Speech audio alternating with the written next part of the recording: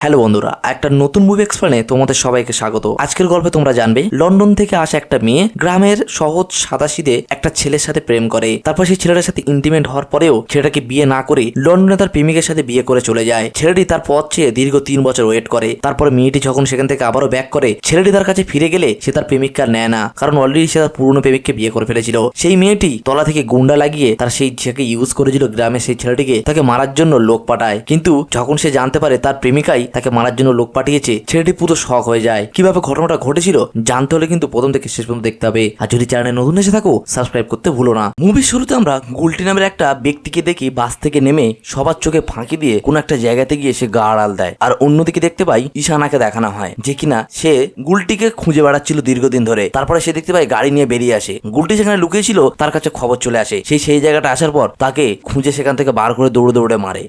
তাদের মধ্যে লড়াই হয়। তারপরে দেখতে পাই গুলটি হসপিটালে ভর্তি হলে সেখানে লোকাল এমএলএ দামোদর তার লোকজনকে নিয়ে গুলটির সাথে দেখা করতে আসে। আর তখন তাকে বলে যে আমি এ হাত কাটলেও জ্বালা ও হাত কাটলেও জানা, মানে কপালে মাছি বসেছে, না পাচ্ছি জুতো দিয়ে মারতে আর না পারছি মাছিটাকে তাড়িয়ে দিতে, মানে সে ঈশানার কথা বলছিল। তারপরে অন্যদিকে দেখতে পাই ঈশানাকে পুলিশ স্টেশনে ধরে আনা হয়েছিল। সেখানে পুলিশ তার উপর টর্চার করলে সেখানে তার বাবা ড্যাডি, সবাই লোকালে সবাই তাকে ড্যাডি বলে জানে। তো ড্যাডি আসলে সেখান থেকে দেখতে পাই ঈশানাকে সেখান থেকে নিয়ে যায় আর বলে কোনো এফআইআর ছাড়া কাউকে ধরে আনা যায় না, সেটা তুমি জানো না। এই কথাটা বলে তার বাবা সেখান থেকে তাকে নিয়ে চলে যায়। ড্যাডি তার ছেলে ঈশানাকে গাড়িতে করে নিয়ে যেতে বললো এখান থেকে তুই অনেক দূরে চলে যা, গাড়িতে পাসপোর্ট আর টাকা আছে, তুই বেরিয়ে যা, এইভাবে নিজের জীবনটা শেষ করিস না। তারপর দেখতে পাই ঈশানা গাড়ির থেকে নেমে যায়। তারপরে ব্যাগে কিছু সিন দেখানো হয় যেখানে ঈশানা একটা মেয়েকে ভালোবাসতো, তার প্রেমে পাগল হয়ে অ্যাকচুয়াল মেন্টালিটি ডিপেন্ড হয়ে তার আসক্ত হয়ে পড়েছে। আর সেই কারণে সে একের পর এক দামোদরের সমস্ত জিনিসপত্র ক্ষতি করে চলেছে। তার গোডাউনে এমনকি আগুন পর্যন্ত লাগিয়ে দেয়। পরে দেখতে পাই সেই গোডাউনে আগুন লাগানোর পরে সেখানে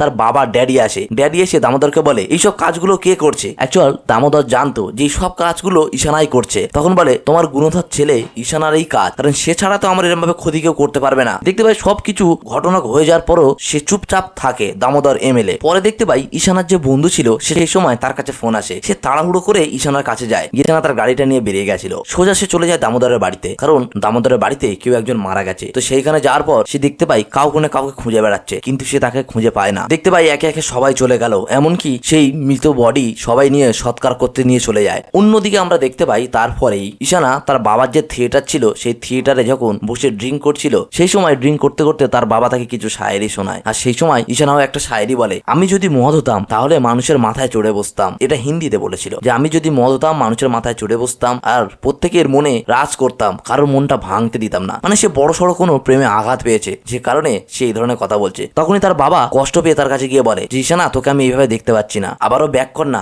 আগে সেই ঈশানা হয়ে যায় না, আজ থেকে 3 বছর আগে যেমন ছিলিস। তারপরে পিছনে ব্যাগে 3 বছর সিনটা দেখানো হয় যে কিভাবে আজকে ঈশানা এই জায়গায় এসে পৌঁছায়। তারপর দেখতে পাই রোমিকা তার বাড়িতে ফেরে তার দাদির সাথে দেখা করে। সে ছিল দামোদরের মেয়ে। তো দামোদরের সেদিনকে ইলেকশনের ভোটের রেজাল্ট বাড়ানোর কথা, সেক্ষেত্রে সে তার বাবার সাথে দেখা করে। দামোদর তার মেয়ের সাথে দেখা করার পর তার মেয়েকে একটু আদর করে সে চলে যায় ভোটের রেজাল্টের আউটের জন্য। কিন্তু সেইখানে গিয়ে দেখতে পাই দামোদর কাশিকে হারিয়ে সেখানে ভোটে জিতে সে এমএলএ হয়। আর সেই সব আনন্দে যখন সে বাড়িতে ফেরে, তার বাড়িতে যখন সবাই আনন্দ করতে করতে আসছিল, ঠিক তার মেয়ের চোখে তখন পড়ে যায় ঈশানা। তো তার বাবাকে জিজ্ঞাসা করলে দামোদর বলে এটা ড্যাডির ছেলে, ড্যাডির নিজের ছেলে না হলেও একে মানুষ করেছে ছোট থেকে, সেক্ষেত্রে ড্যাডির ছেলে, কিন্তু এ খুবই ভালো। রাত হয় যেখানে সবাই বসেছিল, হঠাৎই ইলেকট্রিক চলে যাওয়ায় দামোদর ঈশানাকে বলে ঈশানা ভিতরে তোমার ঠাকুমা আছে, তাকে একটু সরিয়ে ঠিকঠাক জায়গায় রেখে দিয়ে এসো, অন্ধকার হয়ে গেছে তো। তারপর কোলে করে নিয়ে আনতে যখন ইলেকট্রিক চলে আসে দেখার পর শখ করে তাকে ফেলে দেয়। রাত্রেবেলা ডিনার করতে করতে রমেশা দেখতে পাই ঈশানাকে ইশারা করে করে ইঙ্গিত দিচ্ছে, মানে তার সাথে লাইন মারার চেষ্টা করছে, কিন্তু ঈশানাও তার ফাঁদে আস্তে আস্তে পা দিতে শুরু করে। তারপরে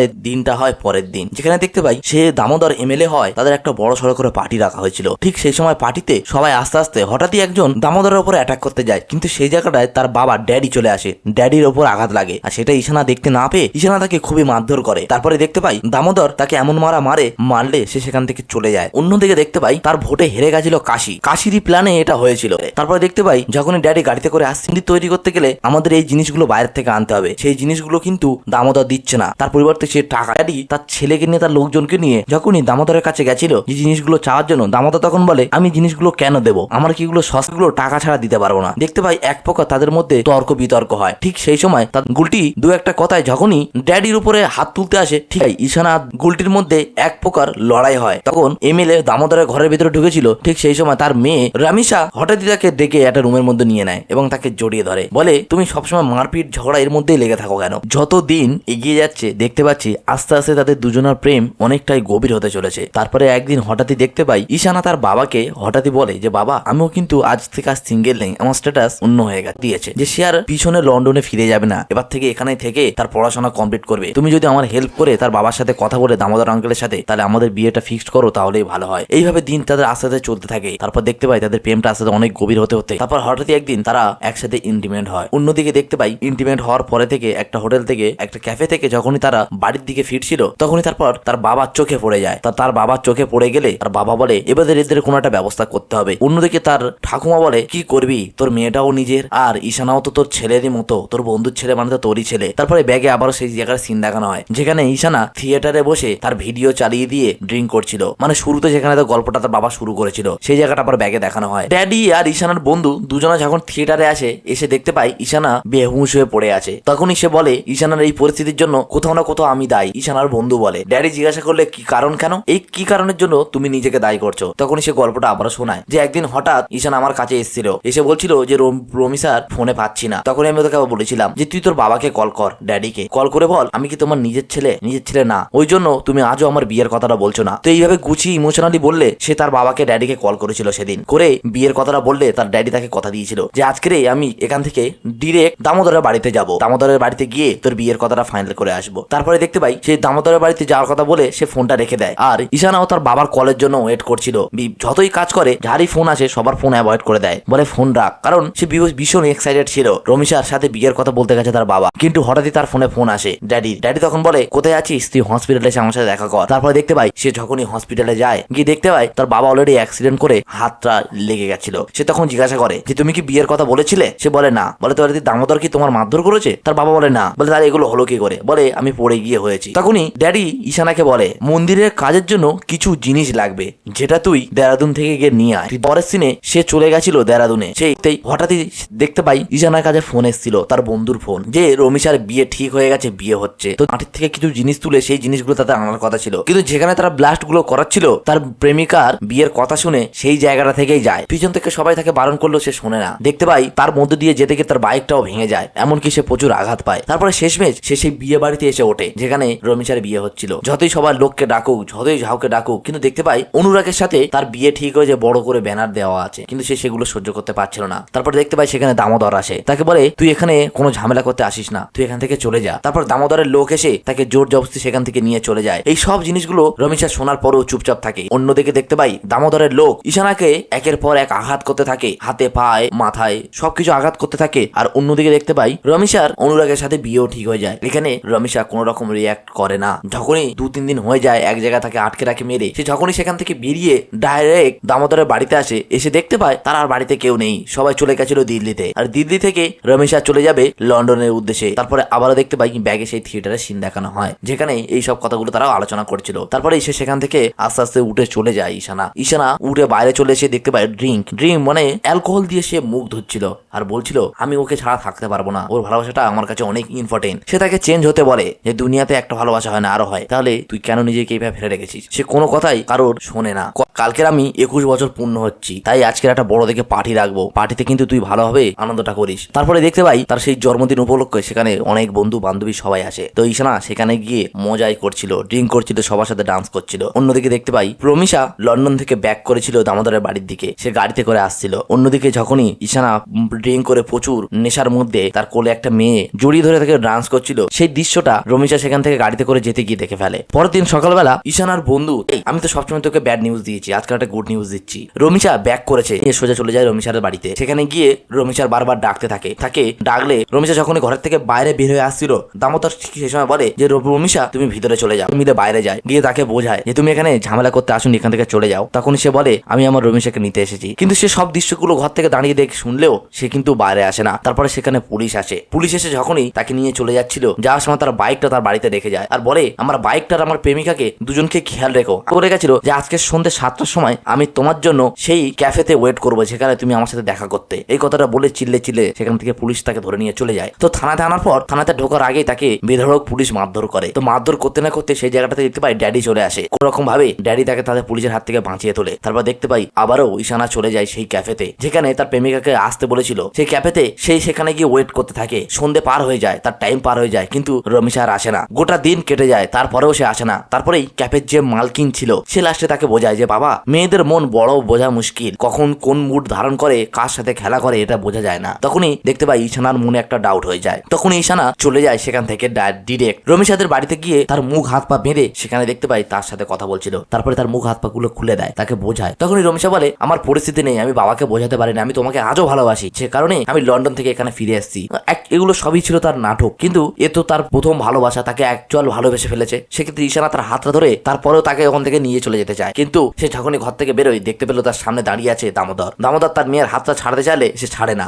তখনই ড্যাডি বলে যে দুটো চড় মারার পর তার হাতটা ধরে নিয়ে যাচ্ছিল। ঠিক দামোদর বলে আমি কিন্তু এটা বারবার সহ্য করবো না, ওকে আমার ছেলে ভেবে সহ্য করছিলাম, এটা কিন্তু ফ্যামিলি ম্যাটার থেকে এবার কিন্তু পার্সোনাল ম্যাটার হয়ে যাচ্ছে, আমি নেক্সট টাইম ওকে ছেড়ে কথা বলবো না। ড্যাডি যার সময় বলে যায় আমার ছেলে আর তোমার মেয়ের দিকে আর এই বাড়িতে কোনোদিন আসবে না। তাকে সেখান থেকে জোর করে ধরে আনার পর তাকে বোঝায়, তারপরে তাকে একটা ঘরের মধ্যে বন্দি করে রেখে দেয়। বাইরে আসলে ড্যাডি আর ঈশানার বন্ধু, তখনই সে বলে যে ড্যাডি তোমারও কোথাও থেকে মনে হয় না যে ঈশানার সাথে তুমি অন্যায় করছো? ও সত্যি তাকে ভালোবেসেছিল, আর সে ভালোবাসার ফল মেয়েটা তাকে ধোকা দিয়েই যাচ্ছে, এগুলো কি ঠিক? তখনই ড্যাডি বলে আমি সবকিছু জানা সত্ত্বেও চুপচাপ আছি, আর আমার যেদিনকে অ্যাক্সিডেন্ট হয়েছিল না, সেদিনকে অ্যাক্সিডেন্ট হয়নি, সেদিনকে আমি ওর বিয়ের জন্য ব্যাপারে কথা বলতে গেছিলাম দামোদরের বাড়িতে, কিন্তু দামোদরের বাড়ির গেটে ঢোকার আগেই দেখতে পাই রমিশা তার ঠাম্মার দামোদর কথা বলছিল, যেখানে রমিশা লন্ডনে একটা ছেলেকে ভালোবাসে, অলরেডি তার সাথে 2 বছর ধরে রিলেশনে আছে, আর সে তাকে বিয়ে করার জন্য তার বাবার কাছে প্রস্তাব দেয়। তো এই ঘটনাগুলো শোনার পর দামোদর কোথাও থেকে ভেঙে পড়েছিল, আর তারপরে সে সেখান থেকে বাড়িতে ফিরতে ফিরতে এই টেনশনে তার অ্যাক্সিডেন্টটা ঘটেছিল। এই ঘটনাগুলো সে তাকে বলে। তখনই তার বন্ধু বলে তুমি তাহলে রমিশার সাথে ফেস টু ফেস দেখা করে কেন একবার কথা বলনি, যে ঈশানার সাথে কেমন এমন করলো? তখন সে বলে সেটাও আমি করেছিলাম, মানে ড্যাডি রমিশার সাথে একবার দেখা করেছিল, রমিশাকে সব কথা খুলে বলেছিল। রমিশা তখন ড্যাডির সামনে নাটক করে বলেছিল আমি ওকেই ভালোবাসি, আমার বাবার সামনে আমি মুখ খুলতে পারছি না। ড্যাডি যখনই তাকে চেপে ধরে তখনই বলে তুমি তাহলে সেদিনকে রাত্রেবেলা যখন তোর বাবার সাথে লন্ডনের ছেলেটার ব্যাপারে কথা বলছিলে, আমি বাইরে দাঁড়িয়ে সবকিছু শুনেছি, তাহলে সেগুলো কি মিথ্যে? তখনই বলে তুমি সবকিছু সেখানে জেনেই গেছো, তাহলে শোনো আমি তোমার ছেলেকে জাস্ট ইউজ করেছি, সবাই যেমন মজা নেয় ঠিক আমি মজা নিয়েছি, আমি ওকে বিয়ে করতে পারবো না, এটাই আমার মুর্দা কথা। এখানে মেয়েটি ছেলেটির সাথে খেলা করেছে, ছেলেটি ফার্স্ট টাইম লাভ হয়, সে কিন্তু অ্যাট্রাক্টিভ হয়ে পড়েছে। দেখতে পাই সেই সব ঘটনাগুলো সব তার বন্ধুর কাছে ড্যাডি আস্তে আস্তে শেয়ার করে। ঈশানার বন্ধু ড্যাডিকে জিজ্ঞাসা করে এইসব ঘটনাগুলো কি দামোদর জানে যে আমাদের ঈশানাকে তার মেয়ে ইউজ করেছে? তখনই ড্যাডি বলে হয়তো সেও জেনে মুখ বন্ধ করে আছে। তারপরে দেখতে পাই অন্যদিকে তার মেয়ে দাঁড়িয়ে দাঁড়িয়ে চিন্তা করছে। ঠিক সেই সময় দামোদর তার মেয়ের কাছে এসে বলে আজ 3 বছর ধরে ছেলেটা দেখছি দিনের পর দিন শেষ হয়ে যাচ্ছে, কেন করেছিস ছেলেটার সাথে এরকম ব্যবহার? আসলে ওকে ভালো শিখালে বাসিস না, তাহলে ওকে ইউজ কেন করেছিস? তখনই এ বলে আমি বুঝবো কি করে ও এতটা সিরিয়াস হয়ে যাবে, আমি জাস্ট ওকে নর্মালি ইউজ করেছি। তখন বাবা কোন রকম ভাবে আমার এই বিপদ থেকে বাঁচাও, আর 2 দিন পরেই তোমার জামাই কিন্তু এখানে আসতে চলেছে, মানে অনুরাগ এখানে আসতে চলেছে। তে ঈশানা তাদের বাড়ির দিকে না যায়, তার জামাই থাকা কদিন সেই প্ল্যানের জন্য আটকানোর জন্য ও দেখতে পাই কাশির সাথে সেই পুলিশ অফিসের সাথে সবার সাথে জোট করে একটা মিটিং করে, যেখানে কাশিকে কিছু টাকা কিছু অফার দেওয়ার পর বলে ঈশানাকে আটকাতে হবে আজ 2-3 দিনের জন্য, দরকার ওকে আটকে রেখে দাও, ওকে জীবনে মারার দরকার নেই, কারণ আমার জামাই লন্ডন থেকে আসবে, সে 2 দিন থাকবে, ওই 2 দিন যেন সে বাড়ির আশপাশে না সেই সাথে প্ল্যান করে। তারপরে দেখতে পাই ঈশানা তার বাবা যেখানে আটকে রেখেছিল সেখান থেকে সে বেরিয়ে যায়। দেখতে পাই দরজা ফরজা সবকিছু ভাঙা আছে, সেখান থেকে সে বেরিয়ে গেছিল রমিশার উদ্দেশ্যে। তারপরে বৃষ্টির দিনে সে যেতে না যেতে দেখতে পাই সে পুলিশ অফিসার এসে তার কাছে পড়ে, এমনকি গুন্ডার দলগুলো তার কাছে চলে আসে সেই গোলটি। তো পুলিশ অফিসারের সাথে সেখানে রীতিমতো তাদের লড়াই হয়। সে পুলিশ অফিসারকে বলে মারধরও করে বলে যে আমি আজকের কাউকে ছাড়বো না, আজকের আমি আমার রমিশাকে আমি পেয়েই ছাড়বো। তো এক প্রকার তাদের মধ্যে লড়াই হতে হতে যখনই গুলটির সাথে লড়াই হচ্ছিল, গুলটিকে এক প্রকার অনেক মারার পরে তখনই গুলটি বলে আরে আমাকে মারছিস কেন, আর তুই যার জন্য পাগল হয়েছিস সেই তোকে মারতে এখানে পাঠিয়েছে, না হলে তোকে আমার মারা কোনো প্রয়োজন ছিল না, আমি জাস্ট তোকে কিডন্যাপ করতে এসেছিলাম। এই কথাটা বলতেই না বলতে সে বিশ্বাস করে না। তখনই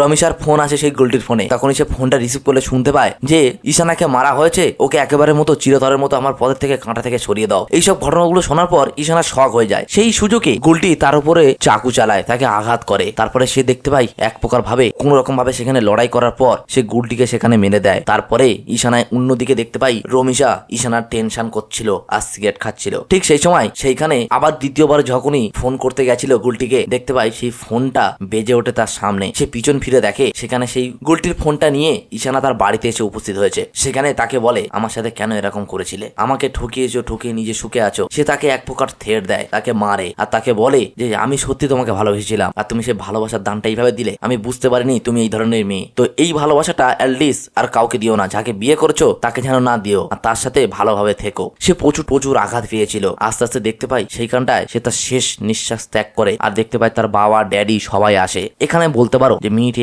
এমন কেন করলো, আর স্টোরিটা কেমন লাগলো তোমরা কিন্তু কমেন্ট করে জানাতে ভুলবে।